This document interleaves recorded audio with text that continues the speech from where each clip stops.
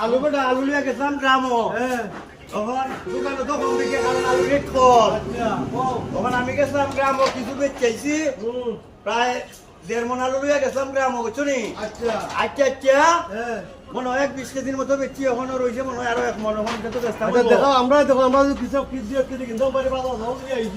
এটা তোমার আলু লো লাল আলু বুঝছো নি ওই যখন দোকানের অবস্থা দোকানও বিকে না আচ্ছা দোকানও বিকে না এর লাগে খাইতে অনেক গুণে আলু আলু সেরা দেখো বা আর শীত দুই গুণে সেইটা লো চিন্তা না বাড়ি বিকতেন দিলে মাথা মাথা ওর ধরনে এটা পুরান দিয়ে আনছো